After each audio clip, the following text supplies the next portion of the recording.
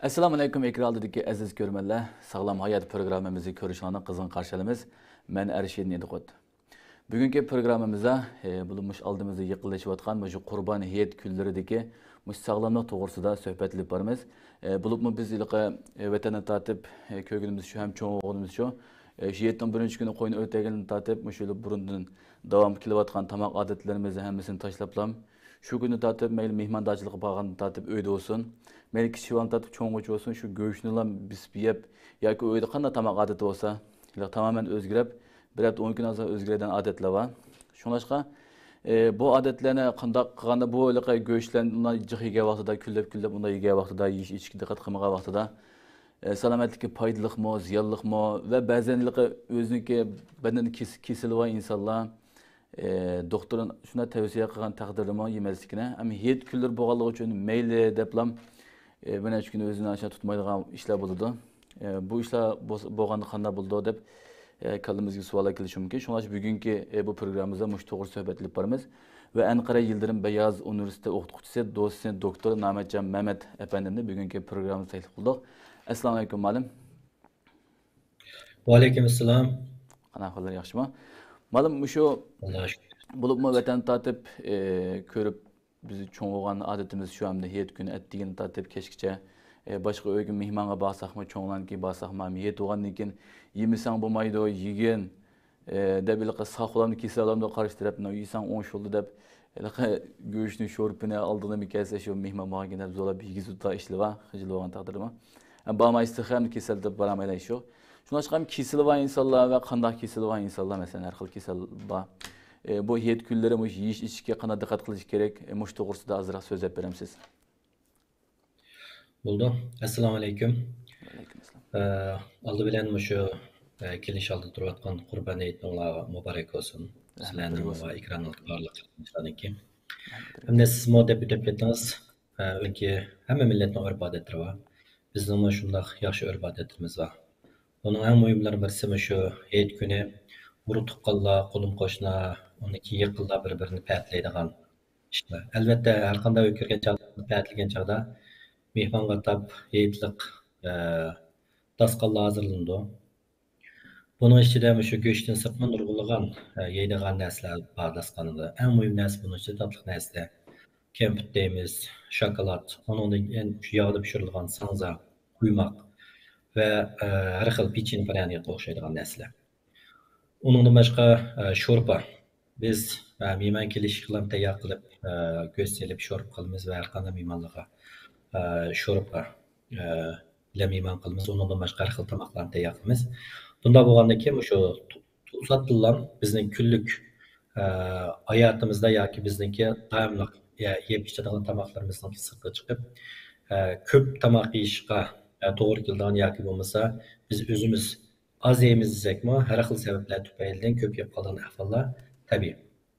Mən bu yerdəki bu yemək içməkdən doğrusu gap qilishdan burun shu qo'y go'shtini qanday bir taraf qilish, qanday vaqt iste'mol qilish, buni qanday saqlash to'g'risida qisqa o'tib ketgandan keyin undan sizning savolingizga javob bersam. Belkim sizlar diqqat qilgan bo'lishinglar mumkin bir qancha yillar shu Turkiyaniki shu ana xabarlarda muhim kanallarda to'xtamay yetkaz qolgan chog'da shu qurbonlik go'shtni bir taraf qilish to'g'risida shu xalqlarga tushuntirdi. Bunun eng muhim narsalarning birisi shu qo'y so'ylab bo'lib 24 soat ichida mumkin bo'lsa iste'mol qilmaslik to'g'risida. Albatta 24 soatgacha hech kim saqlamaydi bir kun. Qurbonlikni so'yib, ati qochmay go'sht yemaymiz demaymiz. Bizning odat hayot deb o'tib ketdi. Qo'yni so'yib kelib qozon soldigan ish bor. Bundan boshqa mehmonlar kelib qolsa go'shtimizni saturdi deydigan. Hamda buniki nima uchun 24 soat saqlab kerak degan vaqtimizda ko'pincha shu olimlarning yoki bo'lmasa shu to'g'risida qilgan olimlarniki natijasi qaragan chog'da shu hayvonlarni so'yib 24 soatgacha shu mikroorganizm yoki bizniki xalq tilida aytgan shu mikrobakteriyalarga o'lmaydigan go'shtda shunlasha 24 saqlasa 24 soatdan keyin iste'mol qilsa asosan bu badandagi yoki go'shtdagi vujuddagi shu mikroorganizmlarniki bular shu bakteriyalarni o'ldirganlik to'g'risida natijalar bor. Shunlashqa shu 24 soatdan keyin iste'mol qilishni tashabbus qildi. Agar shu bo'yicha men qilaman degan qarindoshlar bo'lsin deb buni qisqa o'tib ketdim. İkincisi şu mümkün olsa go'shtni ekilib hech bo'lmagan chog'da parçalab undan keyin to'g'nab selishmadan shu hashu holda selib bilan to'g'nab solishlar. Buni mümkün bo'lsa eng az 4-5 soat shu salqin kun tushmaydigan yerda qo'yib go'shtni. Ondan keyin 4-5 soatdan keyin hashu holda selib to'g'natib qo'ysak bu go'shtniki saqlash jihatdan bo'lsa odamlarga ziyonlikdan oldini jihatdan jiq foydasi bor. Buni qarindoshlarni amal qilishni tavsiya qilaman, chunki 4-5 soatdan keyin saqlab to'g'natib selish tamoman mumkin. Lekin 24 soatdan keyin iste'mol qilish endi asosan mumkin bo'lmaydigan ishlar. Hammaylar ekiplan qozon solamiz. Undan keyin siz baya deb o'tib ketgan endi shunday kesli bo'lgan qarindoshlar qanday qilish kerak? Albatta ba'zan qarindoshlar intayin yaxshi parz tuta oladi. Ba'zim zo'lismi yemaydigan. Lekin ba'zan qarindoshlar biraz salog'i bo'sh kelib qoldi, zo'lisi yeyib qolgan. Hem bundan ahval aslida cho'qim o'ziniki mush kesilni boshqalar deyish orqali men shu go'shtni yoki bu xil tomoqni yesam mening salomatligimga ziyon keldi yoki bo'lmasa kesim ig'ilishib ketadi deb buni qarshi taraf cho'qim bildirishimiz kerak. Hem qarshi taraf qabul qilmay qolib qolsa, onunga azroq ko'nglini qaytarmaslik uchun azroq olsin yeb qo'yib, onundan keyin qo'shimcha narsalarni yeyishimiz kerak. Endi bu alayda diqqat qilgan kishilar kim degan chog'da bu guruh ichidagi birinchisi shu so'zilma xarakterli kasallik bo'lganlar.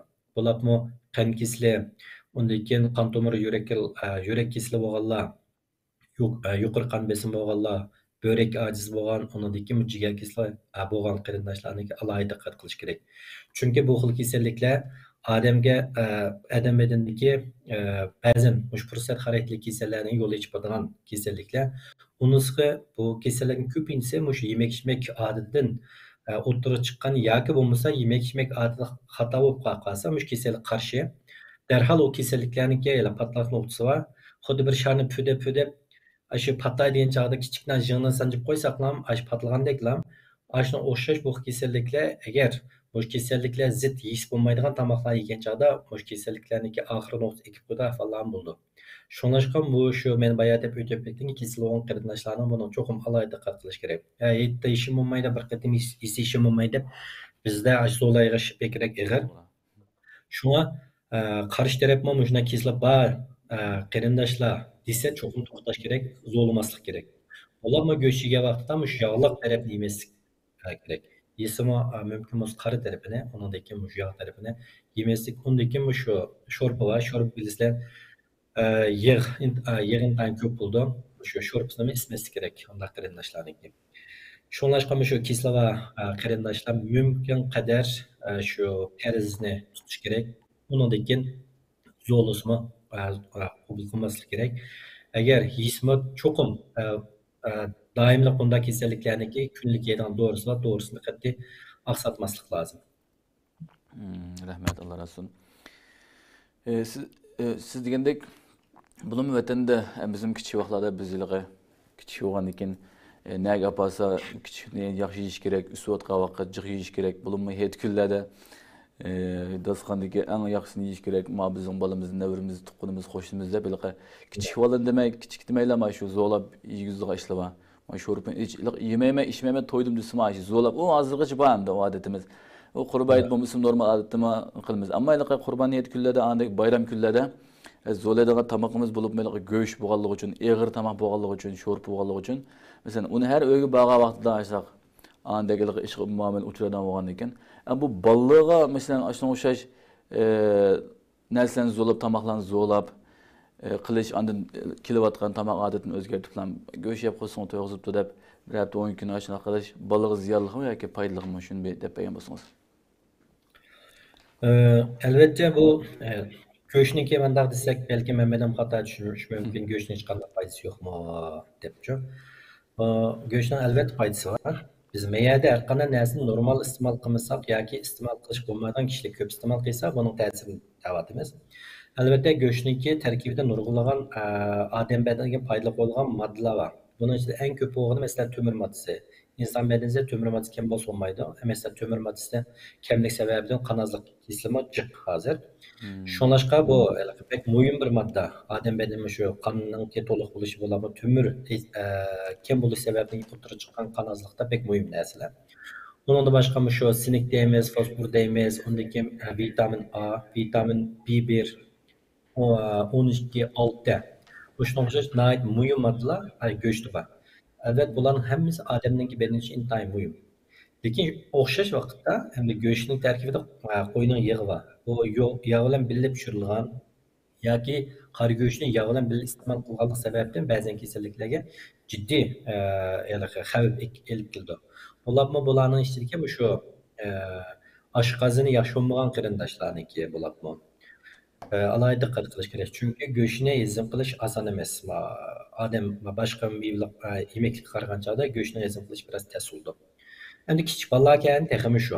Agar sizni bilib ketdingiz, shu cho'nglar bir qism cho'nglar bo'ladi. Mush bolalarga beklam zo'laydi. Mani yival ma yani sana da olsa bunu yemeyen bahsedilen olmaydı biz çıkartı Allah'ı deb shu zo'lab og'zi tiqdi atani keyiniyatda jugurib yizgan atanlar bor. Endi bu xato. Chunki u kichik bolami inson aqli va agar yeyib olsa shum yeyma deydi. Agar to'ygan bo'lsa to'ydim deb deydi. Agar to'yg'ini bilmaydigan odam bo'lib qolsa, vaqt isolda doktorxonaga berish kerak. Shunlashqa bu bola to'ydim, atan ya sen to'ymading deb zo'lab tiqiyversa, ko'pincha bu shehid bo'lgan ishlar ko'pincha bu doktorxonalarda jiddiy qusish kelgan nima esa kichik bolalar. Nimishqa desa qusdi deydi, undaq qildi, undan keyin qizdivyotdi deydi. Nimishqa desam shu atanlarniki shu zo'lab tomoq yeysa Onunla başqa şu balların üzündən var məsələlərdən birisi, eytki dasxanlarda hər xil nəslər var. Bunun içində ən köp olan şu kempüt ilə onundakı bu şokolad. Balların ən yaxşı görən nəsi. Qarsanız bəzən ballar onu xuddi qazan yeyəndə yeydi. Girib baş kempütdən çıxıb doldurub elib keçib şokoladni yeydi. Bu nəslər şu aşqazanı buzduğan nəhayət mühim amillər. Onunla başqa şu ağız sağlamlıq üçün bebek təsiri var. Ata-onalar şuna bek diqqat qilish kerak. Agar bolalar bexchiq kemput yeyasa, shokolad yeb qolsa, uni kontrol qilish kerak. Albatta buni bektas bolalar cho'nglab parang'ishqanda kelib damdasqani elib qochdi. Endi boshqasini kelib vurdi, u melib qochdi, shunda yedi ishlajaq. Bu eng chong xatarlik ishlarning birisi shu yerda. Bolalarniki kontrol qilmaydigan yoki bo'lmasa ata-onalarmi ba'zi vaqt yo'l qo'ydigan ishlar bor. Yesishim mabobda yevalaydi o'g'an ekan. Bir ayında tatlı nesini çıkıyordu. Onun da iki göğüşü boğulap zoğulap tıkımız. Onun da iki boş şorp sınırlarını çıkıp bunu mu yivaldı, bunu mu tıkımız. Hatta bazen öyle bağıntıda şorp bilen tüymeydi. Şorpunu suyu getti, azırak suyu kaysallığı var, çüçürü sallığı var. Lağmen dikin pulu. Hemmisi şu ezim kılış tez olan damaklar. Hemir yemeklik muadın tez ezim kılış. Göğüş şu. Hemmisi bir üstü yani küçük balemiz çoğun adamlı gibi. Tez toxtaydı. Şuna meyada şu eğitte atanlarniki, bu kichik bolalarniki normal ozuqlanishga diqqat qilish kerak.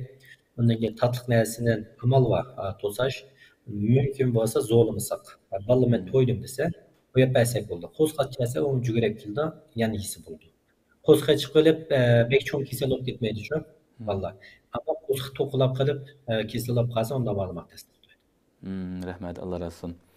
Biz bu adetimiz bizge bulup balaga kuyungandek bir muamele berdi olgandan keyin kichik bolani ko'rsak akalarimizning bolalarini yoki inlarimiz ko'rsak voy yigman yigina deb biz salamiz ham besaladashlar qilib kichik bolani kuyundiq deb bilaqa salomatligiga ta'sir etkazgan ishlar bo'ladi ekan. Undan boshqa yana o'zimiz bu andin uzun kasal bo'lmagan taqdirda mayli doktor biz hech qanday bu to'g'risida sen yeysan bo'ldi, yemasan bo'ldi deb bilaqa hech qanday qarshi qo'ymagandan keyin ama yetgandan keyin tamomini qilmay oldimizda nima kelsa mehmondorchilik qilib yeydi. Yeplam shu go'shtni yeplam meydamiz eg'irlashib hafta 10 kun yeplam shu hatto bulum chetlab chiqqandan keyin vatanda bekni qilmaydi biz kichikdan keyin chetlab chiqqandan keyin haftaniki ish vaqtlarimizning vaqtini izin olgandan keyin hetning bunchunchi kunlarigacha patlasak undan keyin bolalar chiqib dangasal chiqib kebab yeb onu deyinib men balına öykürüp göğüşüp özümüzdeki bu adetine koşulup tığımıcı kılığa göğüşünü ismal kılan olduk. Biz qanday bu yetkililerden bu şu tamak adetimizni özgertmek hep mağalayımız. Şunda beğenmezsiniz. Şu çoğunla bulap mı normal insanlar deyik ki işini mamayda çıkıp koysak azırak kinçeyini azırak yivalımız yetti yivasak buldu dep bir heptelik hatta bir aylık tamam bırak yivaldı alamı var. Hemen de böyle peki ama kesinlikle kesli olan insanlar dikkat kılış gerek yerinde bu kesel insanlarınki hatar astındaki kişiler oldu. Şunlaşkalık bağ kesilini tehimi o ağırlaştırıcıya sebep oldu. Ama sağ insanlarına kesel oluşu sebep oldu. Bu men sağ işte bu madde yaş yok. Bu bir günler kesip çıkmayı da yok. Yukumlu kesellik emez çok. Yani ama az karakterli kesillik deyimiz, ya yokumsuz kesillik deyimiz. Bunların hemisi insanların turmuşu adeti asasen peydenpey keyda olan kesinlikle. Şunlaşka yengeçli olmayı yaşamaydı o asas teşvik çıkıp onun için bazen şu sözlüm karakteri kesinliklerge peyda oluşuna sebep olup kaldı. Hem de şu adetki normal salamet olan insanlar bunda kılış gerek, kanda istimal kılış gerek diye baktığımızda bunun içinde en mühim olan şu tamak pişiriş usulü pek mühim. Şu sağlamlık cihetten bu tamaklarning shu suvda pishirilgani eng bexatar ham eng sog'lomlik tamoq hisoblanadi. Undan keyin u da mumkin bo'lsa yog'da qo'rimaslik, undan keyin yuqori temperaturada pishirmaslik. Bu ikkisi xatarlik. Bizning ko'pincha tamoqimiz qaraygan bo'lsak, asosan suvda yoki vodda pishirilgan tamoqlar. Masalan, qo'rigan tamoqlar bek oz. Undan keyin shu yuqori temperaturada pishirilgan tamoqlar hozir shu sirtda yashayotgan qarindoshlar biz hammaylar ba'zi vaqt majbur bo'lib qoldik, chunki sirtga chiqib davomli kabob qilolmagan ekan. O'choqlar uydagi o'choqlarda shu yuqori temperaturada go'sht pishirib kabob qilgan ahvollar bor. Endi uni pishirgan vaqtida 200 gradusda yuqori hatto ba'zan go'shtlarni obdan yumshoq pishirsa, shunaqa qilib pishirdi. Yuqori temperaturada pishirgan go'shtlar bilan shu qo'rib yegan tomoqlarning ko'pinchisida odamda rak kasallik hujayrasini paydo qildi. Shunlashqa shu yuqori temperaturada pishirish saqlanish kerak. Undan keyin mumkin bo'lsa shu pishirib bizning islohotlarimiz bu suvda pishirib yeyish aslida eng yaxshi. Undan keyin kabob. Kabob odatda shu qizg'anchada 100 gradus 100 sal yuqori bo'ldi. Pishqanchalar 50 kilo bo'ldi. Shunlashqa shu kabob qilib yeyish bu xato emas. Shu ikki xil usul deysiz hamda go'sht ko'p iste'mol qilganlar. Undan boshqa tomoqlar aralashtirgan vaqtda mumkin qadar shu seko'ktatlarni birlashtirish. Bu bek muhim. Shu saplam qo'y go'shtini yemay. Qo'y go'shtining yanida shu bayamanda ko'tapga nurg'ulg'an modda va minerallar va odamning bedaniga qabul qilgan. Buni texmi yaxshi qabul qilish uchun ba'zi yemekliklar var buna yordam qiladigan. Ularning ko'pinchisi shu vitamin C tarkibi ko'p bo'lgan seko'tat mevchilarni bildigan chog'da o'chmir moddasiniki badan qabul qilishi texmi yuqori bo'ldi. Ularninki eng ko'p iste'mol qilgan narsa masalan bizniki qarindoshlar orasida shu limon. Limon bilan birga iste'mol qilsak yaxshi. Undan keyin boshqa yeşil şeylerin köpüksün paleklik yaxşı. Palekliğin terkibini zaten tümör maddeler. Onun başka yesvilik var. Bu şu yeşillik nesinin hemmisi küde. Ola şu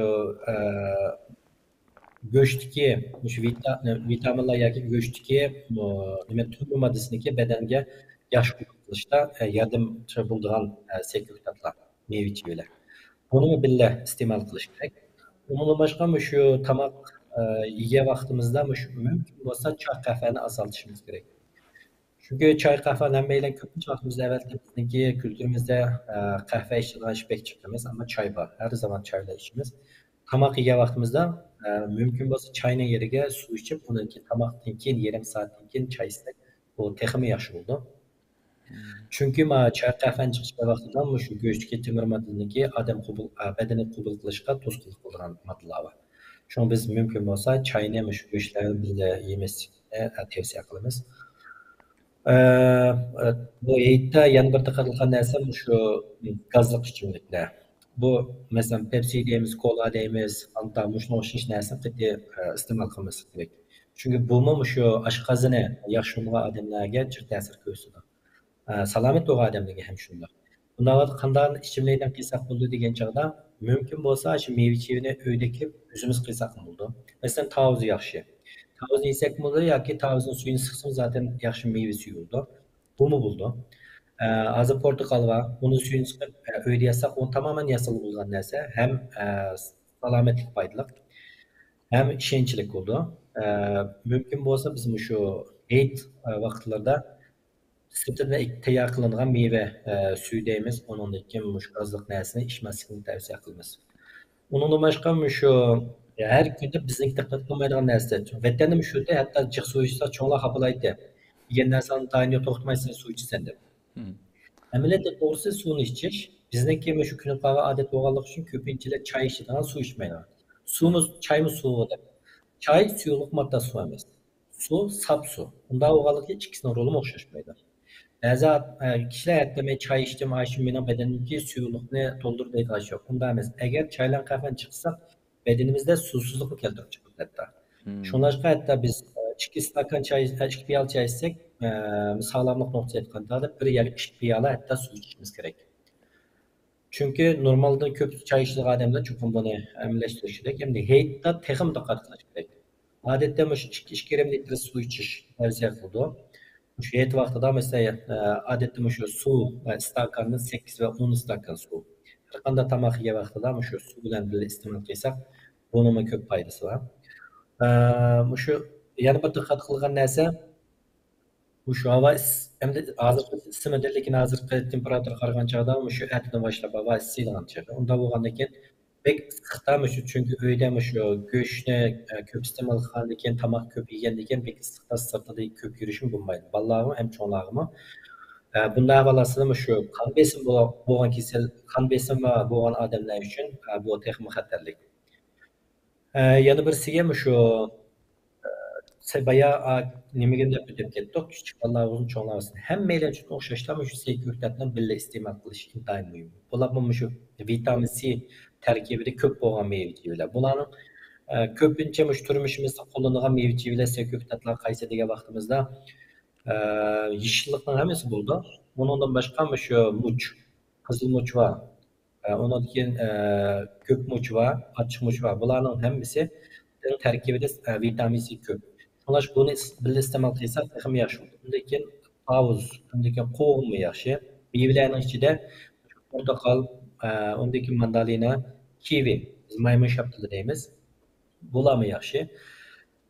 Onun boshqa shu karabsha. Karabsha eng yaxshi seyko'ktatlarning birisi. Chunki karabshani birlikte iste'mol qilgan vaqtimizda bular qon besimi yuqori odamlarniki qon besimini tanishadigan eng yaxshi seyko'ktatlar. Şunlaşqa shu hayit vaqtimizda shu xil turdagi meva-cheva seyko'ktatlarni birga iste'mol qilsak, eng az deganda shu xatarni to'g'irlatib bo'ldi. Albatta, bayaman deb o'tib ketdik biz. Bu o'zimizning kunab qolgan urf-odatni darhol o'zgartirmaymiz. Şunlaşqa buni o'zgartirmay bo'pti, yeymiz degan odam bo'lib qolsa, endi ma'nolar birga iste'mol qilsa, hech bo'lmasa xatarni azroq bo'lsin, past tushugil bo'ldi. Deb qarayman.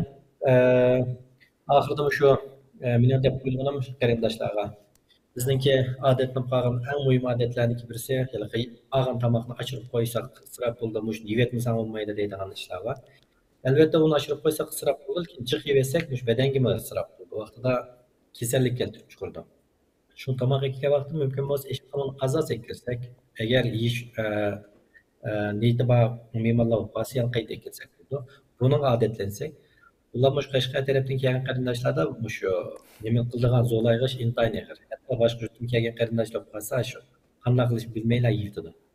To'g'ri. Shu hamda shu zo'lashni mumkin bo'lsa to'xtatsak, o'zimiz qancha yesak, uni yesak, mumkin bo'lsa bir kunda shu qalam qanjiq tomoqni yemaslikni tavsiya qilamiz. Chunki ba'zan ko'rsa 4-5 xil tomoq qiladi.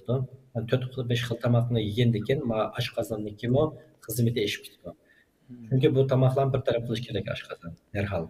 Qaysi keraksizini chiqarib chiqish kerak, keraklilarga o'rgatib berish kerak. Bunday bo'lgandan keyin bu to'g'risida qilgan tadqiqotlarni chiq. Hatto bizning dinimizdan bog'i mumkin bo'lsa bir turli tomoq yeyish to'g'risida hadisim bor. Nima uchun degan chog'da shu oshqozonniki xizmatini ig'irlashtirib o'tmaslik. Shu ham tatliqni yeb, ham achchiqni yeb, ham go'sht yeb, quyuqni yeb, suyuqni yeb, guruchni yeb, hammasini yesak, vaqtda oshqozonni kalisi yeyish qanday qilish bilinmay, oxirida yo oshqozon og'riydi, yo qusung'i chiqadi. Ya'ni biz g'ayt olmay vaqtida doktorga palaqshida chiqadi. Shuni ham niyatni xotirjam o'tkazish, xushalxo'ram o'tkazish uchun mush yemak ichmakka alohida qatnashimiz kerak. Rahmat, Allah razı olsun. Bizga olgan shu qimmatli so'zlar uchun ko'pdan ko'p rahmat aytamiz. Haqiqatan biz yemak odatlarimizni biz bu cho'nglar kichigimizni tatib ko'rib cho'ng bo'lgandan keyin shu odatga kunab qilib shu mehmon kelsa mehmonga zo'lash, bolalarga zo'lash, o'zimizga zo'lab yeb degandek har xil odatlarimiz bor. İnşallah malum degandek buni o'zgartirish qat'iy xohlamasak, bunga qo'shimcha qilib badanga foydali narsalarni qo'shib yeb, anınga o'rni yaxshilasak. Bugungi kunda bugungi programmamiz mishay chiqsak, Namatjon efendimga ko'pdan ko'p rahmat aytamiz. Sizlarga ko'p rahmat. Tamamlaning aytib muborak bo'lsin. Birga bo'lsin, rahmat. Unda bo'lsa ekrandagi aziz ko'rmanlar, bugungi programmamiz mishay bo'ladi inshaalloh. Oldimizdagi heyet kunlardan shu programmada deb o'tgan Namatjon efendim deb o'tgandek, shu yeyish ichishga, bolaninki yeyish ichishlariga va mijoz yaxshi bo'lsa, agar doktor oziyan yemang degan bo'lsa, boshdan diqqat qilishni. Bu faqat yeyishlar emas, masalan, kallamiz o'ylab qolishi mumkin. Bu o'rib odatimiz tursa, biz burunni tortib bu shay yeb kelayotgan bo'lsa, cho'nglar ishni bo'lmagan tursa, deb o'ylashimiz mumkin, lekin buning albatta ko'p yeganning ziyni va oz yeganning ziyni va yaxshi yeb, tig'imiz sog'lom yashash uchun, tig'imiz badanni sog'lom tutish uchun, tig'imi andakliqqa go'shiga vaqtimizda qo'shimcha narsani yeb, bunun burunqi programlarımızda oshqozon kesel to'g'ri program qilgan vaqtimizda shu ko'p tomon yeyishniki badanga qanchalik biz ziynivorligini, oz tomon yeyishniki bek oz emas, oz tomon yesa badanga foydali yaxshi ekanligini deb o'tgan edik. İnşallah shunga qattiq diqqat qilsak, unda bo'lsa bugungi programmamizni mishay chiqsak, kelar qism program ko'rishgacha aman bo'lgaysizlar. Allohga emanet.